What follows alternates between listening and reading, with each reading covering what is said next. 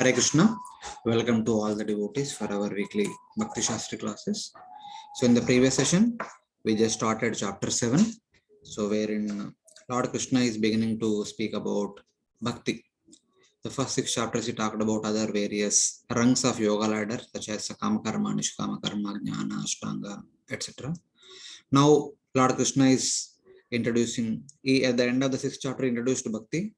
Now he is continuing on explaining different ways the devotees start practicing bhakti and different knowledges that needed for a devotee to continue on the path of bhakti or to get inspiration to take up the process of bhakti very enthusiastically. So in the last session, we discussed the first 3 verses of this chapter 7, wherein in the first verse, Lord Krishna is indicating that a conditioned soul, when it desires to become a devotee, desires to become a pure devotee, they need to develop complete attachment to Supreme Personality of Godhead. Maya Sakta Manapartha Yogam Yunjan Madashraya Asamshayam Samagram Mam Yatha Sachunu. So with that complete surrender, one will be empowered by the Supreme Lord with the complete knowledge and realization of the Supreme Personality of Godhead. So that is indicated in the second verse. Jnanam teham savijnanam idam vakshami asheshata yajnatva neha bhuvanya jnatavyam avashishyata. Jnanam refers to the wonderful powers, the vibhutis, the transcendental nature of the Supreme Lord is understood. And Vijnanam refers to the realization of Lord's sweetness, Nama, Rupa, Guna, Leela. So Lord Krishna says that I would like to inform you about all these things, the powers and the sweetness of the Supreme Personality of Godhead. Yajnatva na iha bhuya anyo. Having understood that there is nothing else to be understood in this world. Iha refers to in this world. Having understood these two things, there is nothing remains to be understood. Jnatavyam avashishyate. There will be no knowledge to be known. Having understood these two aspects of the Supreme Personality of Godhead. But it is not very easy. Though Lord Krishna is openly speaking about this particular aspect in this Bhagavad Gita and many other places in Srimad Bhagavatam, but very few people will be able to understand. And from that, very few people will be able to realize it. That is indicated in the third verse. Manushyanam sahasreshu kashit yata siddhaye yatatam api siddhanam kashin mam veti tatvataha. So many people might endeavor to understand about the Supreme Lord, but very few understand. Among those very few understand, only very few will realize. Kashin mam veti tattva. Very few people will realize the true nature and the true sweetness of the Supreme Personality of Godhead. So why it is so? What is that knowledge which Lord Krishna wanted to inform us? Why only few will be able to understand and very few will be able to realize is indicated or hinted in a secret way in these chapters of Bhagavad Gita, especially in the middle chapters, especially chapter 7 and chapter 9 and chapter 10. These 3 chapters exclusively talks about that rarity of attainment of pure devotional service. So kind of we have left at this particular place in the last week. So we'll continue on with the description.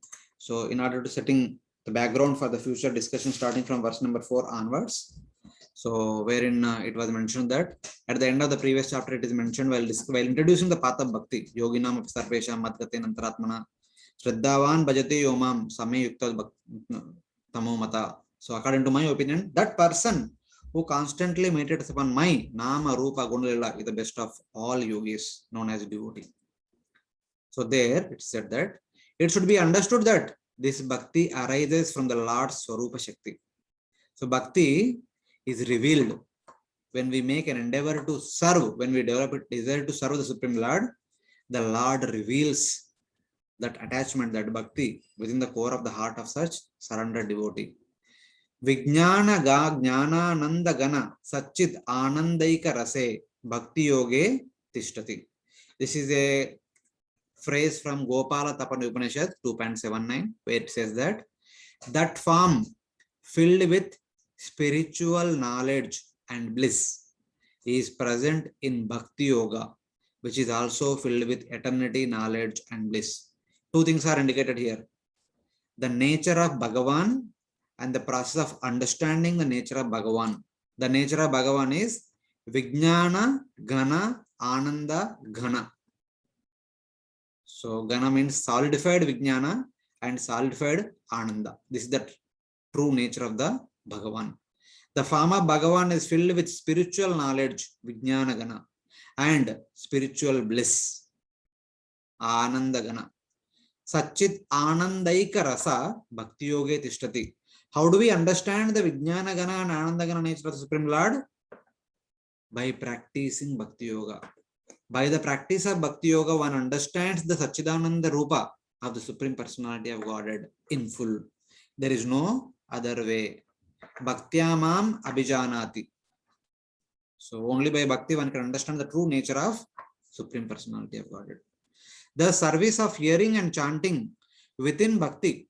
So Bhakti consists of Navida process: Shravanam, Kirtanam, Vishnu, Smaranam, Pada Sevanam, Archanam, Vandanam, Dasyam, Sakyam, Atma Nivedanam.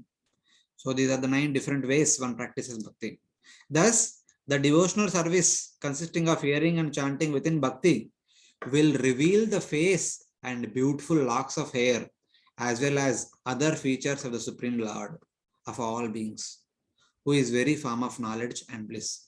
The true nature of Nama, Rupa, Guna, Leela of the Supreme Personality of God will be revealed only by the process of Bhakti, only by the practice of Bhakti consisting of Shravanam, Kirtanam, etc. So now, starting from verse number 4 to 12, so as it is indicated that by the practice of Bhakti, one will understand the true nature of the Supreme Personality of Godhead. So here Lord is going to hint about the true nature of Lord's, the true nature of the Supreme Personality of Godhead as he enters into this material world. How do we understand the powers of the Supreme Personality of Godhead?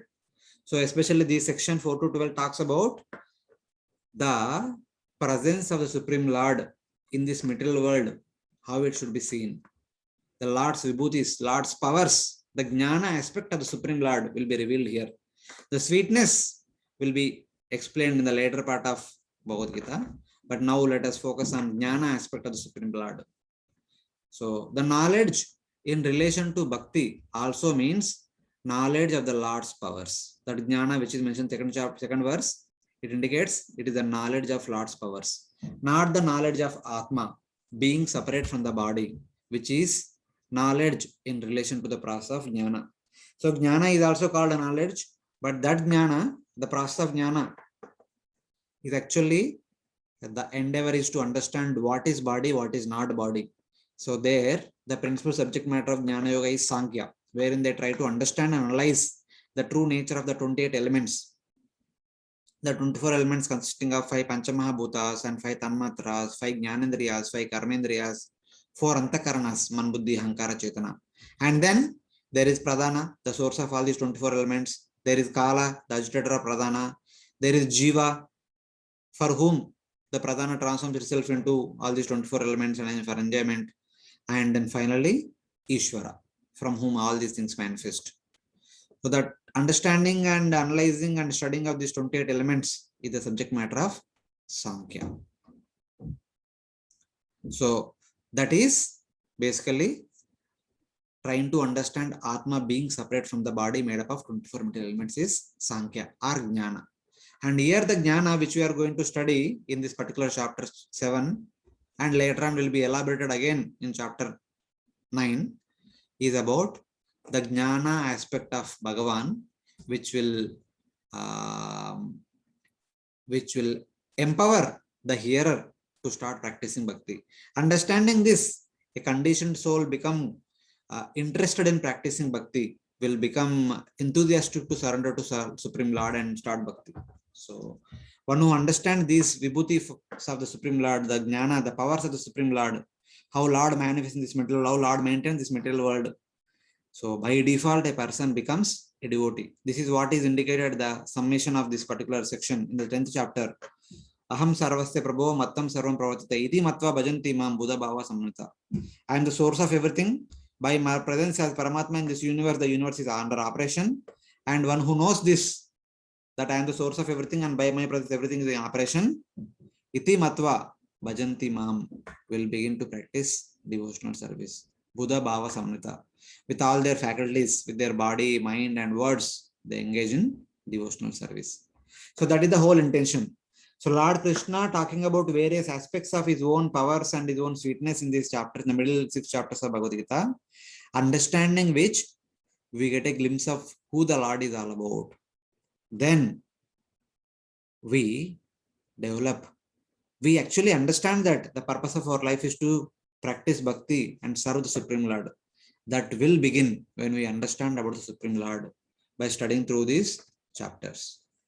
In defining knowledge of the Lord's powers, the Lord speaks of his two energies in the next two verses, which are known as superior energy and the inferior energy.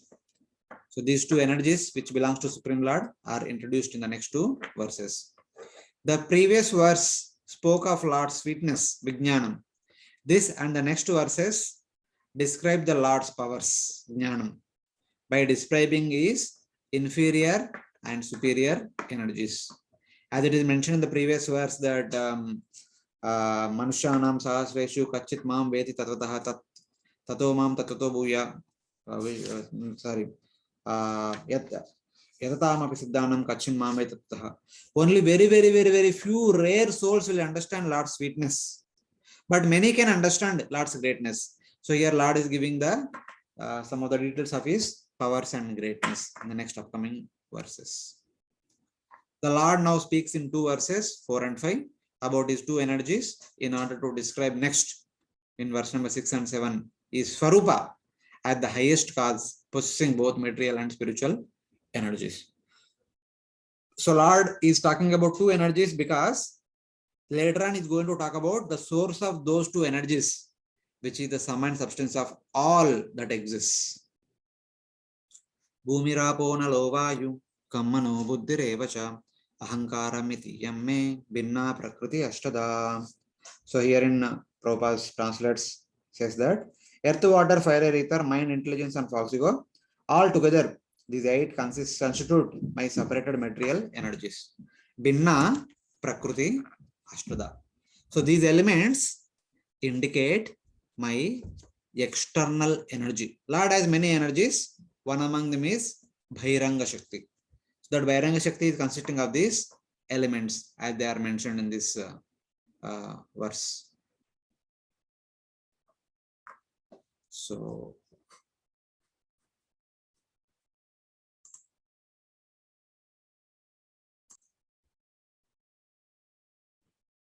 here indirectly, though Lord Krishna is mentioning about only 8 elements, so Lord Krishna actually includes all the 24 elements as we just mentioned.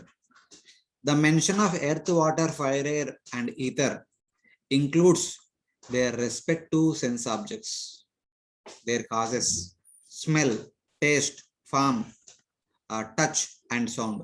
In the Bhagavatam, it is very clearly explained that the earth has the specific unique quality known as giving smell. Water has the unique quality of taste. Fire has the unique quality of form. Air has the unique quality of touch. Ether has the unique quality of sound. And also Bhagavatam says that it is from smell there comes earth. Actually, first sound manifests, from sound comes ether, and then from ether comes touch, from touch comes air, from air comes form comes fire, from fire comes taste, from taste comes water, from water comes smell, from smell comes earth. This is the order of the creation, as it is mentioned in the second canto and third canto of Srimad Bhagavatam. So as Lord Krishna says about these 5 Panchamahabhutas, the 5 Tanmatras are also included in it. These 5 are either called as sense objects or Tanmatras. And then by the word false ego, Ahankara, the 10 senses which arise from it are included within it. And the cause of the Ahankara, the Mahatattva, is also included in it. When the Supreme Lord wanted to create, the Pradhana appears from his skin pores. Then Mahavishnu glances upon Pradhana. By that glance, Pradhana gives rise to Mahatattva. And eventually from Mahatattva there appears Ahankara. And then from Ahankara, there appears mind, intelligence, 5 Jnanendriyas, the knowledge acquiring senses, and 5 Karmendriyas, the working senses. They all manifest one by one, and the Pancha Mahabhutas, 5 Tanmatras, everything will appear one after the other. So by indicating Ahankara, the byproducts of Ahankara, such as the 10 senses, is also included, and the source of Ahankara, the Mahatattva, is also included in it. Though they are not specifically mentioned, they are also included in it. And mind and intelligence are listed separately, though they are also products of Ahankara, but they are listed separately because of their greater importance among all the elements, because mind and intelligence have great activities to perform in relation to our body, our human body. So they are listed separately. Ahankara includes its effect, the 11 senses with mind. Buddhi here refers to Mahatattva. So sometimes we can actually treat in a different way. So Man Buddhir Ahankara. Mano Buddhir Ahankara. So Ahankara includes its effect, the 11 senses with mind, and Buddhi here refers to Mahatattva. The Buddhi word is used in this word. The Buddhi can be indicated to Mahatattva. So in that way. The Mana here refers to the Pradhana. So the word Mana, actually, when we say Ahankara, Ahankara includes all the byproducts such as 10 senses, mind and intelligence, everything. And Buddhi indicates Mahatattva, and Man indicates the Pradhana, the source of Mahatattva, which is called the unmanifest Prakriti or Avyaktam, understood through the mind but not by the senses, whose nature, the nature of the Avyaktam, the unmanifest nature of Prakriti cannot be understood by our gross senses. It only can be understood by mind. That's why it is called Mana. So like that also it can be understood. So though Lord is indicating only 8 elements, but this verse indicates all the 24 elements along with their source, Pradhana. So the Pradhana is also called as Prakriti, the material nature. So from Pradhana or from Prakriti only, all these 24 elements are manifesting. All this together is called as Bahiranga Shakti of the Supreme Lord. The Pradhana itself is the Bahiranga Shakti. That Pradhana we can also call it as Maya, the Maya Devi or Mahamaya. So Mahamaya energy is Bahiranga Shakti of the Supreme Lord. So it's called Binna Prakriti Akshada, separated nature. So, but in any way, this Bahiranga Shakti is created by the Supreme Lord, Mahavishnu. And by Mahavishnu glancing upon this Bahiranga Shakti, he creates unlimited material universes and provides space for unlimited living entities. So in that way, Prabhupada quotes that there is a shloka from Vishnu Purana. Vishnostu trini rupani purushasya ato vidu. Ekam tu mahasrishtir dvitiyam tu anda samsitam tritiyam sarva bhutastam tani jnatva muguchate. So one who understands the nature and the activities of the 3 Purusha avatars, Karnodakshaya Vishnu, also known as Mahavishnu, and then Garbhodakshaya Vishnu, and also known as Padmanabha, and then the third one is Kshirodakshaya Vishnu, also known as the Paramatma of each and every living entity of this universe. One who understands about these 3 Vishnus and their activities in the matter of creation, maintenance, and annihilation, then a person is qualified to go back to Godhead. So that is how Srila Prabhupada goes into details about these 3 Purusha avatars and a little bit more details, etc. etc. But one interesting point Prabhupada raises is that in the material world, though Lord Krishna is talking about the 8 elements, earth, water, fire, ether, man, buddhi, ahankara, mind, intelligence, and ego, the scientists have made a lot of progress, but still they are able to study only about the 5 gross elements only. They are venturing into mind and intelligence not to understand who they are, but they have not become successful yet. All the scientific subject matter deals with only these 5 gross elements and to some extent mind, intelligence, but they have not even touched completely. They have not even talked about that, not even understood about them completely.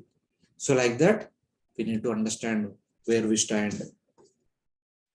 Then Lord Krishna now talks about his superior energy. Last one is the inferior energy or Bahiranga Shakti. Now Lord Krishna going to talk about Jiva Shakti, also known as Tatastha Shakti. Apareyam mita suvanyam prakritim viddhi me param jiva bhutam mahabaho edam darite jagat. Besides these, O mighty Arjuna, there is another superior energy of mind which comprises of the living entities who are exploiting the resources of the material inferior and nature. So it is said that apareyam itastu anyam itastu. So this energy which was described in the previous verse is apareyam. It is the inferior energy of mind. But Prakriti Vidme Param. Now I am going to talk about Param Prakriti, the superior energy of mind. Kindly listen. What is that?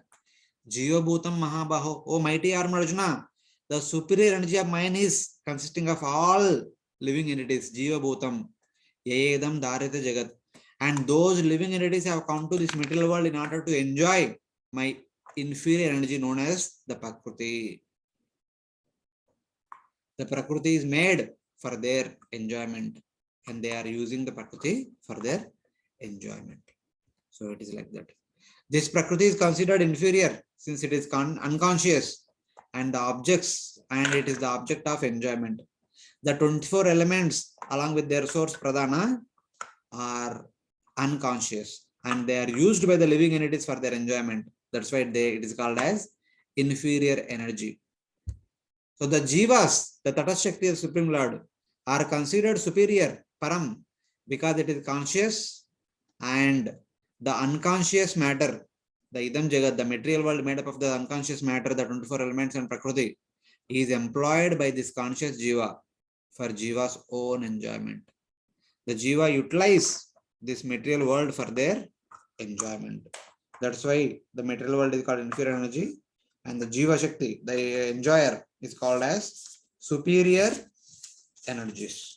So by these two energies, Jiva Shakti and Maya Shakti, the Supreme Lord creates, maintains, and annihilates these material universes again and again, again and again.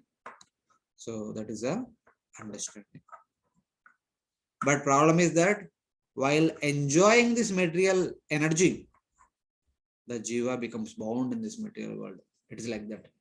But one who understands that what is what, whether it is Jiva Shakti or whether it is Maya Shakti, what both belongs to Supreme Lord. When one understands that everything belongs to Supreme Lord, one is supposed to use them in the service of Supreme Lord. As we study in the Ishopanishad, Om Purnamada Purnam Purnat Purnamudachate Purnasya Purnamaya Purnamaya Vishishate. Everything that is available in this material world is actually appearing from the Paripurna Supreme Lord. Thus, to understand this, what we are supposed to do? Ishavasya midam sarvam yatkincha jagatyam jagatena taktena bundicha magrudya kasya siddhanam.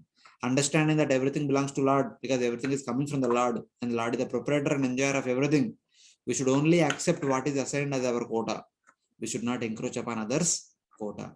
That will make us live in a peace and prosperous way and to be dedicated to service of the Supreme Personality of Godhead.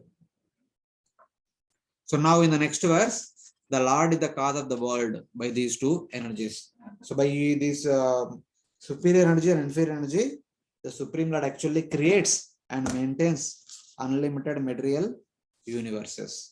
And that is indicated in the upcoming verses. Etad yonini bhutani sarvaniti upadaraya aham krishnasya jagata prabhava pralayastata. So he says that I am Krishnasya Jagata. I am the source of all this universe. I am the maintainer of the entire universe. I am the creator, Prabhava. I am the annihilator, Pralayas. Etad yonini bhutani sarvaniti upadaraya. So I am the cause of the entire manifestation of the entire universe and the manifestation of all the variety of living entities. I am their creator, maintainer, and destroyer. So that's how by these two energies, Lord performs all these wonderful pastimes in the material world. That is indicated here. Know that all moving and non-moving entities arise from these two energies known as Maya Shakti and Jiva Shakti. Kshetra, Kshetrajna. So it is like that. So Lord Krishna is saying that know that all moving and non-moving entities arise from these two energies known as Maya Shakti and Jiva Shakti, also known as Kshetra and Kshetrajna, which will be elaborately explained in the 13th chapter of Gita. And as they are mentioned in the previous two verses, they are known as Bahiranga Shakti and Tatastha Shakti. And Aparashakti and Parashakti. Aparashakti is the inferior energy and Parashakti is the superior energy.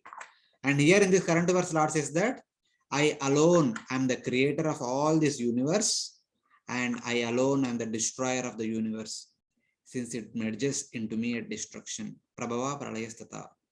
Everything appears on the body of Karnadak at the time of creation, and everything enters back into the body of Karnadak at the time of destruction.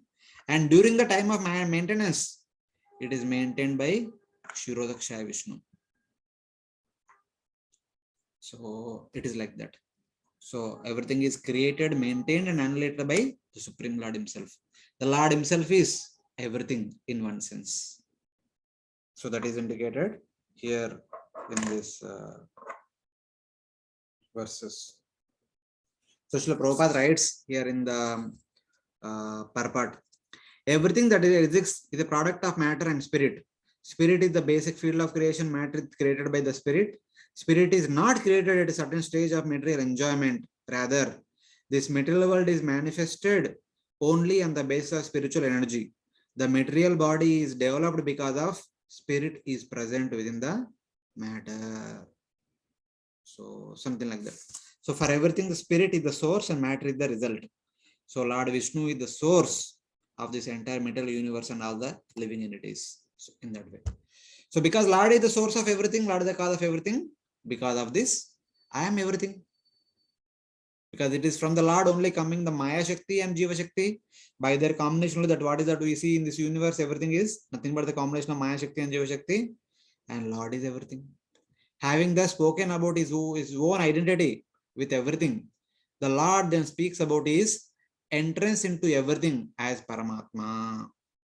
So in one sense, in the previous verse, it is very clearly mentioned as Prabhava Pralayastata. I am the creator, I am the annihilator, because at the time of creation, everything coming from me, at the time of annihilation, everything entering to me.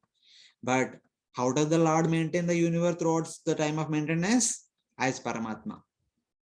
So that point is indicated in the coming verse. Matta parataram nanyat kinchitasti dhananjaya mai sarvam idam protam sutre manigana iva. So here in this verse, Lord talking about how does the Lord maintain the universe. Lord maintains the universe by entering into it as the Paramatma. Lord enters into from Karnadakshaya Vishnu skin pores, there appears Pradhana. By glancing upon it, the Supreme Lord manifests 24 elements from that. And by entering into those 24 elements, by combining them, the Lord combines them and creates unlimited universes. They were all floating on the Karna ocean. Then the Karnadakshaya Vishnu expanding into equal number of Garbhodakshaya Vishnus, and one Garbhodakshaya Vishnu enters into one universe. And that Garbhodakshaya Vishnu becomes the Paramatma of that universe. And eventually from that Garbhodakshaya Vishnu's navel appears the lotus flower on top of which Lord Brahma appears. And that Brahma, dividing that lotus into 14 planetary systems, then creates bodily structures for various living entities who will be populated throughout the universe. And that Garbhodakshaya Vishnu, expanding as Karnadakshaya Vishnu, gives life to the entire universe, and he himself entering into each and every living entity gives life to every living entity as their Paramatma. And that Kshirodakshaya Vishnu maintains the entire universe.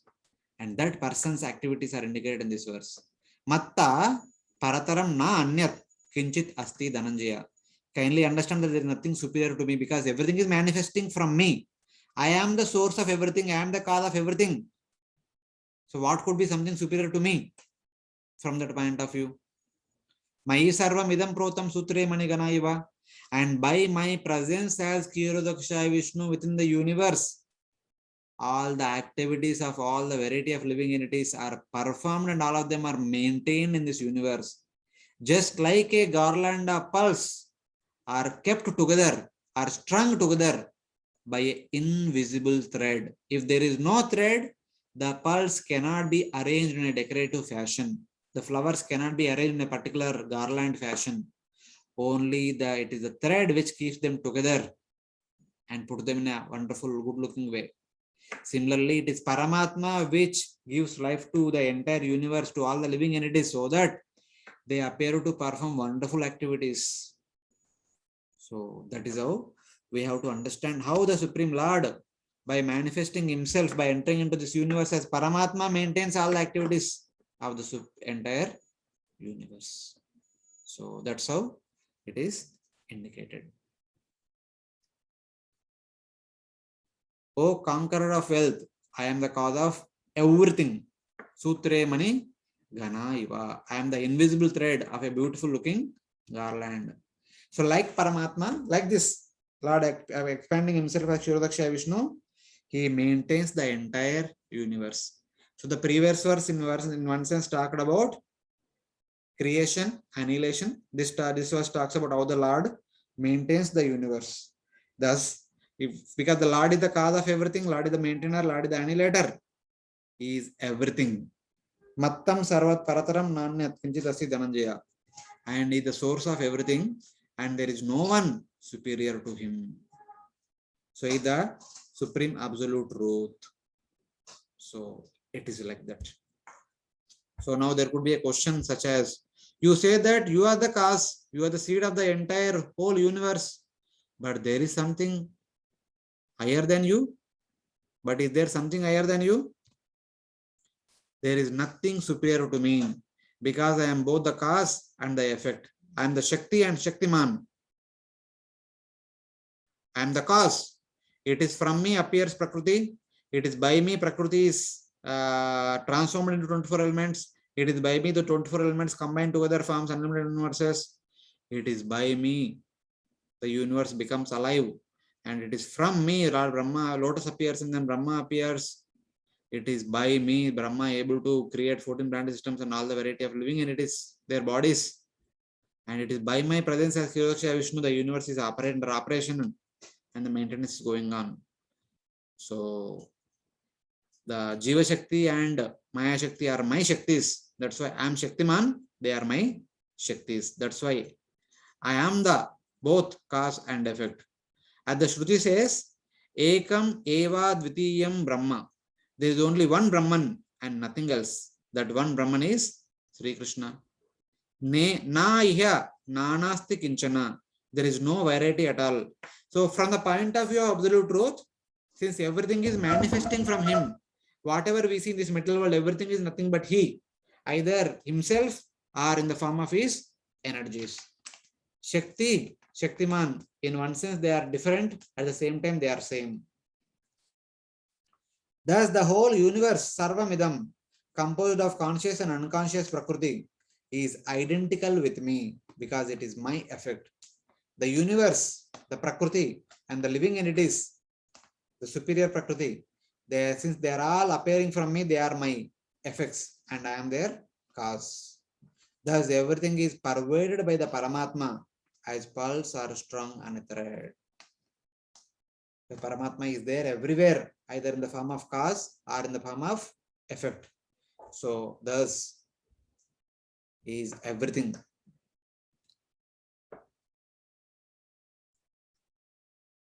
So in relation to this Jiva Shakti and Maya Shakti, or Parashakti or Aparashakti, or Kshetra, Kshetrajna, there is a dialogue that happens in Srimad Bhagavatam Canto 6 between Lord Sankarsana and Chitraketu Maharaj. There Lord Sankarsana says that in this world there are two real objects. There are two real objects in the entire creation, both in the material creation and spiritual creation. So what are the real objects? One is permanent eternal real object, permanent eternal real objects, which are mentioned in verse number 6 and 7. What are they? Shabda Brahma and Parabrahma. Brahman, Paramatma, Bhagavan with his devotees. So there are two real objects. Among the two real objects, one real object is permanent or eternal real objects. Some of the real objects are permanent or eternal. And they are mentioned in the verse number 6 and 7. What are they? Shabda Brahma and Parabrahma. Shabda Brahma means the Vedic literatures. Parabrahma means Brahman, Paramatma, and Bhagavan along with his intimate associates. They are all permanent, they are all eternal, and thus they are the real objects. And there are some temporary real objects also. What are they? The material world mentioned in the verse 4, talking about Prakriti. By that, from Prakriti only comes 24 material elements. By their combination comes the material universe. And the living entities, Parashakti, who are enjoying this material universe. And since these two are the direct energies of Supreme Lord, so they are also real objects because they are coming from the Supreme Lord, they are real objects, but their manifestation is temporary. The material universe exists only for the lifespan of Brahma. And the living entities perform their activities only as long as the universe is existing in this material world. So from that way, though they are real objects, but they are temporary. Unlike the living entities in the spiritual world, living entities in the spiritual world who are living along with the Bhagavan, they continue to perform activities eternally. That's why their Leela is called as Nitya Leela. So in addition to the two variety of real objects, we also get to see two kinds of unreal objects in this material creation. What are they? Some of the unreal objects are sometimes experienced. Some examples are dreams and magic. In the dream and magic, we can experience some unreal objects for the time being. As soon as you get up from the dream, as soon as you go out of the magic show, those unreal objects have no existence. Even during the magic, you may have some object within your pocket, you may have so much money in your pocket, but when you come out of the magic show, it will be disappeared. And during in the dream, you may get to see yourself like a big king, but as soon as you get up from the dream, you are no more a king. So they are experienced, but they are not real. And there are other kind of unreal objects are inexperienced unreal objects. Like daydreaming, we may dream in the daytime only, but we can't experience them. We simply imagine, imagination and mental speculation. So like that. So this is how the different variety of objects that we can come across in this material world. All of them are nicely categorized here. So the examples of inexperienced unreal objects are flowers in the sky, rabbit horn. The flowers only grow from a plant, and plant grows from earth. The plants and flowers cannot grow in the ether. Such kind of thing is illusory. And rabbit horn, rabbit does not have horns. So the rabbit is created in such a way that not to have horns only. So, but in a day imagination, one can imagine rabbit with horns, but reality, that does not exist. Therefore, people should learn the science of God and understand what is my relationship with God. So by understanding these verses of Bhagavad Gita, we need to understand who the Supreme Lord is all about, who we are, and what is our relationship with the Supreme Personality of Godhead. So this science is very much essential for all of us to go back home back to Godhead. The animal cannot control his senses, whereas the human being has the sense of decency and can control himself. By controlling the senses, one can understand the position of his self, the super soul, the world and their interrelation. Otherwise, we are no better than animals. So since the Supreme Lord has given us the senses, mind, intelligence, etc., so we need to employ them to understand about who we really are, who the Lord is, what is our relationship with the Supreme Lord. Otherwise, we are no better than animals in that way. So now Lord Krishna further continues. Lord Krishna now illustrates this truth that he is the maintainer of the entire universe in 5 verses.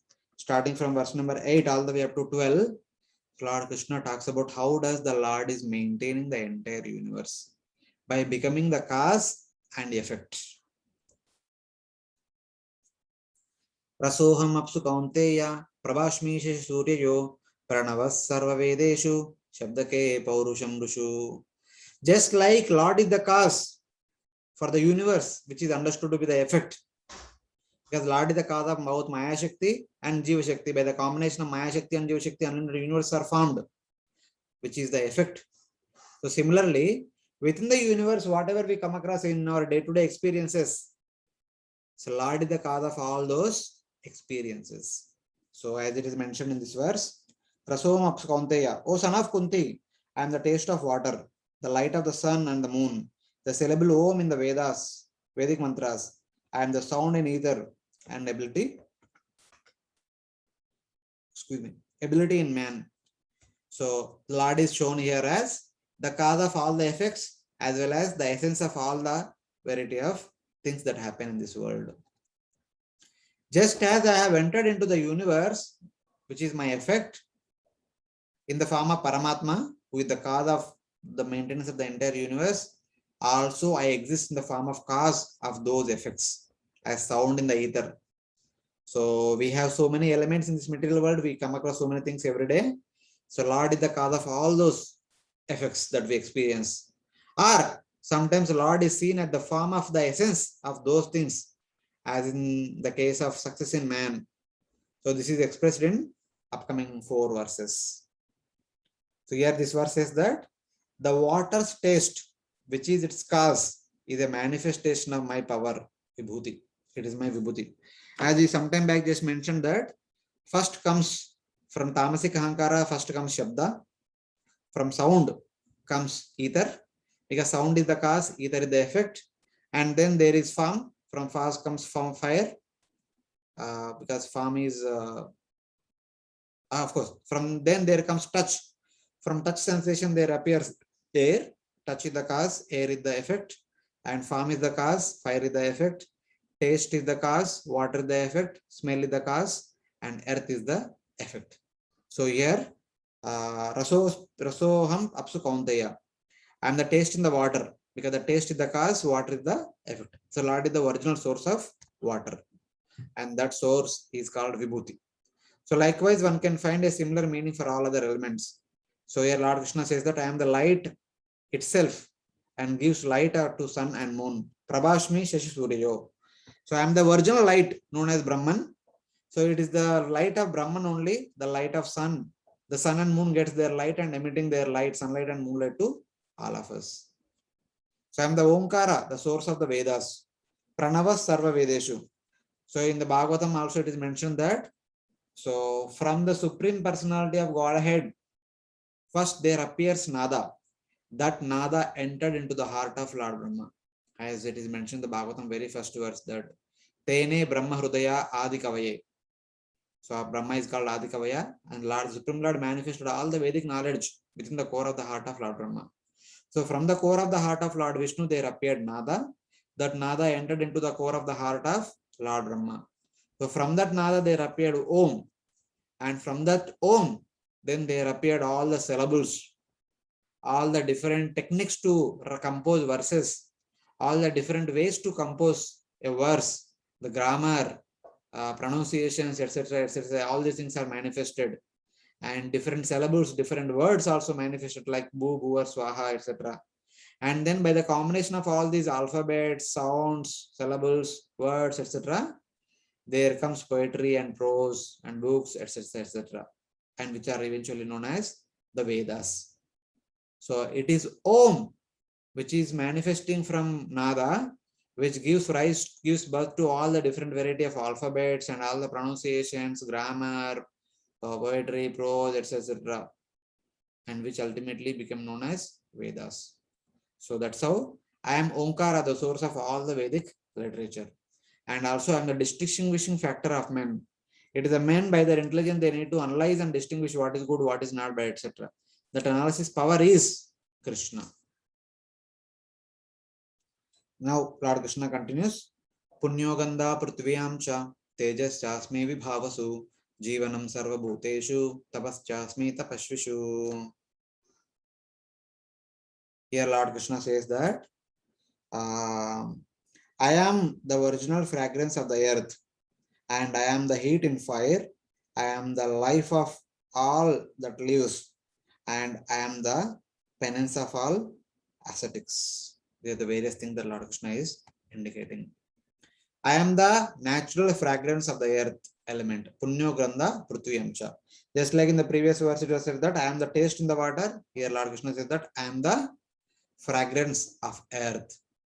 Cha indicates that this statement can apply to all other elements. It's like that. I am the pleasing taste of water. I am the pleasing form of fire. I am the pleasing touch of air. I am the pleasing sound of ether. So like that, all the other things are can be included in that. I am the power which is the essence of fire. I am the power of fire from which there comes burning, illumination, and relief from cold. All that manifests eventually. I am the lifespan of all living entities. The essence of all living entities, we say that these are living entities because they have a particular lifespan. During that lifespan, they are known as living entities. If they are dead, we cannot say that they are live living. I am the ability to endure the dualities such as heat and cold in the performance of austerities. Tapasya. Tapaschasmi tapashushu. So among the tapasvis, among the austere people who are desiring to perform tapasya, that ability, the determination to practice that tapasya, to go through all the voluntary troubles, is the Supreme Lord. So in that way. Next, Lord Krishna continues.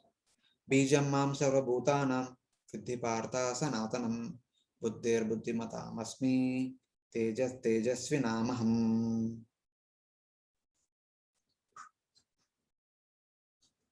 O son of Pruta, know that I am the original seed of all that exists, the intelligence of the intelligent, and the powers of the powerful men.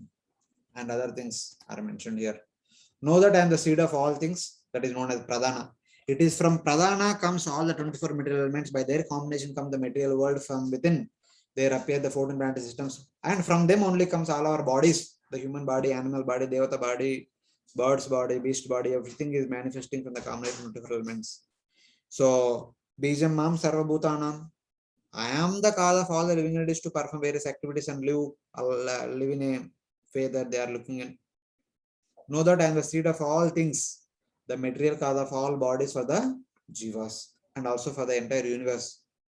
So by this vibhuti, I maintain all things and they are nourished by that dependence.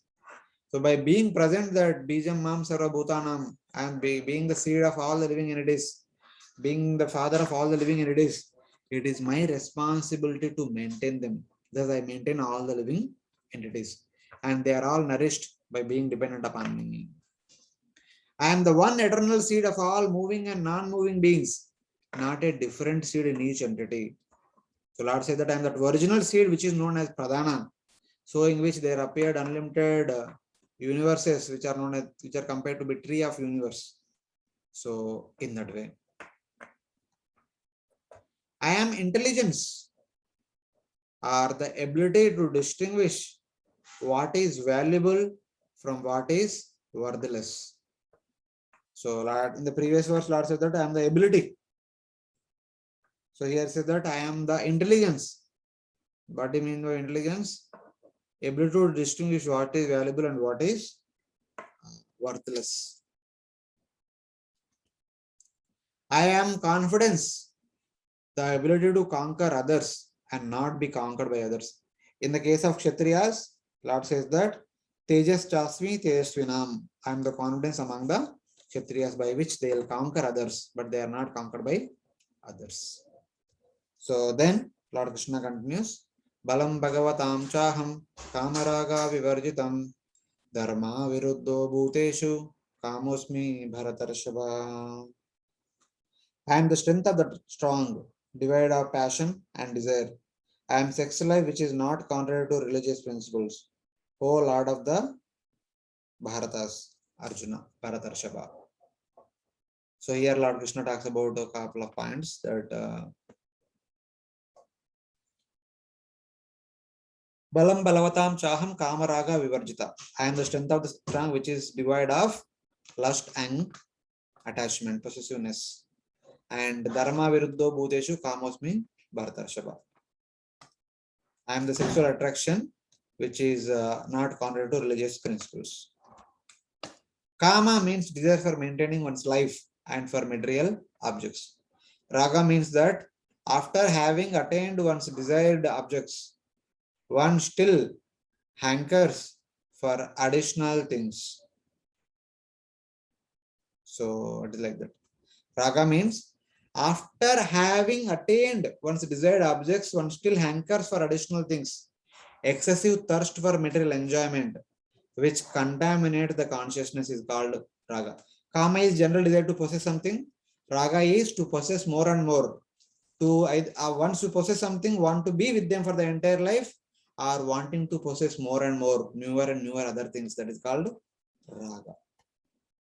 Strength divide of kama and raga enables one to perform one's prescribed duties properly. So everyone needs some physical strength and mental strength in order to perform various activities. So especially in the business status, the strength is supposed to be strong without any desire of material motive of kama and raga.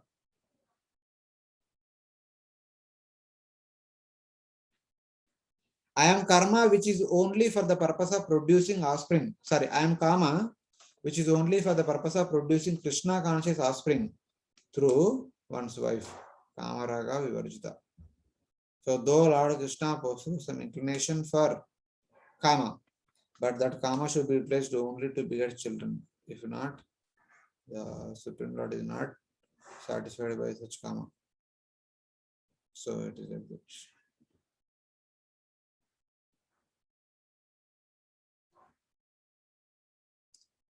So finally, Lord Krishna is going to conclude this section. Having explained a little of his vibhutis, the Lord now explains them all in summary. Echaiva satvika bhava rajasastamasascha ye mattaye veditan vidhi natvaham teshu te mahim. Herein Lord Krishna says that, know that all stages of being, be they of goodness, passion, or ignorance, are manifested by my energy. I am in one sense everything, but I am independent. I am not under the modes of material nature, for they on the contrary are within me. So it is like that. So Prabhupada writes that all material activities in this world are being conducted under the three modes of material nature. Although these material modes of nature are emanated from Supreme Lord Krishna, he is not subject to them. For instance, under the state laws, one may be largely all the modes of them.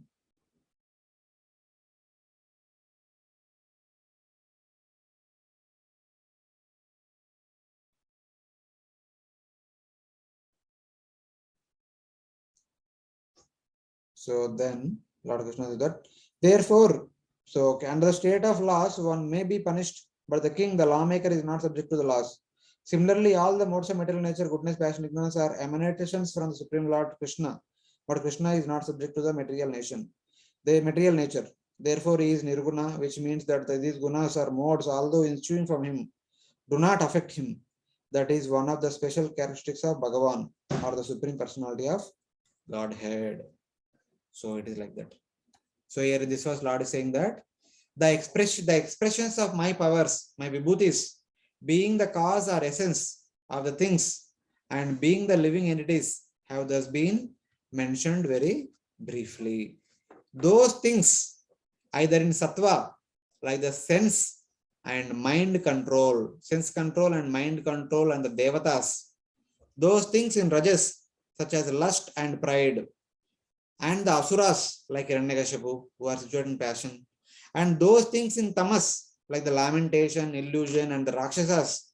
All these are all the products of the gunas of my prakriti. They are all products of three modes of material nature. Thus, I do not exist in them. I do not exist in the byproducts of sattva-guna, rajoguna, and tamoguna, and I do not depend upon them. Or instead, they exist in respect to her.